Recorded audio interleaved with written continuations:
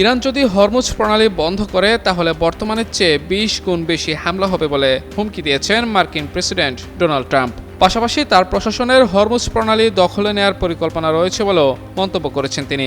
তবে এতে বিচলিত না হয়ে বরং পাল্টা হুঁশিয়ারি দিয়েছে তেহরান। ট্রাম্পের হুমকি সম্বলিত একটি সোশ্যাল মিডিয়া পোস্টের কড়া জবাব দিয়েছেন ইরানের সুপ্রিম ন্যাশনাল সিকিউরিটি কাউন্সিলের সচিব আলী লারিজানি। হিউস্টনে রকিং টেস্টি, সীমানা ছাড়াও নিজেকে হারাও।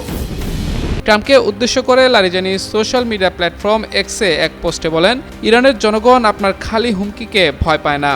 তিনি আরও বলেন, আপনার চেয়েও শক্তিশালীরা ইরানিদের নির্মূল করতে ব্যর্থ হয়েছে, তাই সাবধানে থাকুন, পরে আপনারাই যেন ধ্বংস হয়ে না যান। এর আগে হরমুজ প্রণালীতে মার্কিন নৌবাহিনীকে মোকাবেলা করার জন্য ইরান অপেক্ষা করছে বলে জানিয়েছেন আইআরজিসির মুখপাত্র মেজর জেনারেল আলী মোহাম্মদ নাইনি। তিনি জানান, যতদিন যুক্তরাষ্ট্র ইসরায়েলের সঙ্গে ইরানের যুদ্ধ শেষ না হচ্ছে ততদিন হরমুজ প্রণালী দিয়ে ১ লিটার তেলও পশ্চিমা বিশ্বে যাবে না।